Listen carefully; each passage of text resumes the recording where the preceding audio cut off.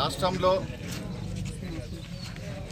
Telangana seed అంటే ఒకప్పుడు AP seed అంటే ఏర్పాటప్పటి నుంచి కూడా రైతులకు సబ్సిడీలు అందించడానికి జరుగుతున్నటువంటి ప్రోగ్రాంలో ఈ జీలుగు జనుము అనేది చాలా ప్రధానమైనటువంటి పంట.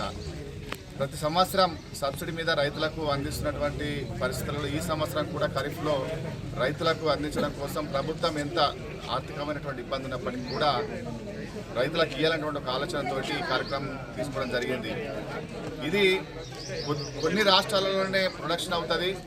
దానివల్ల అక్కడ పంట కూడా సరి రాకపోవడంతో తక్కువ దిగుబడి వచ్చి అనేక రాష్ట్రాలు రైతులంతా కూడా దీన్ని వాడకంలోకి వచ్చిండ్రు. ఎందుకంటే ఇది వాడితే యూరియా ఫర్టిలైజర్ కంటే కూడా ఇదివరకు పశువులు ఎరువు అది లేదు కాబట్టి ఇది కంపల్సరీ వాడితే ఫలితాలు వస్తాయనేటువంటి ఆలోచనతో రైతులంతా కూడా ఎక్కువ ఉపయోగం చేసేసరికి దాని డిమాండ్ పెరిగి ఈ సంవత్సరం పంట లేక కొంచెం ధర పెరిగినటువంటి సందర్భము ఉంది. అందులో బాగానే పోయినసరికి ఈసరికి కొంచెం రేట్ అనేది రెట్టింపైంది.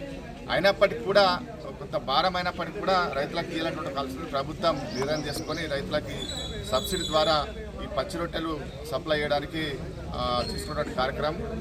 రైతులకు మేము విజ్ఞప్తి ఏంటంటే ఇక్కడ ఇదే స్టాక్ ఉంది, రాదేమన్నటువంటి ఆందోళన చెందాల్సిన అవసరం లేదు. ఖచ్చితంగా ఎంత అవసరం ఉంటే అంత ఇవ్వడానికి మేము సిద్ధంగా ఉన్నాం.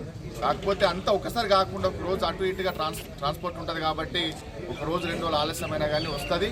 ఖచ్చితంగా ఎవరు కూడా ఇది రాదేమన్నటువంటి ఆందోళన చెందాల్సినటువంటి అవసరం లేదు.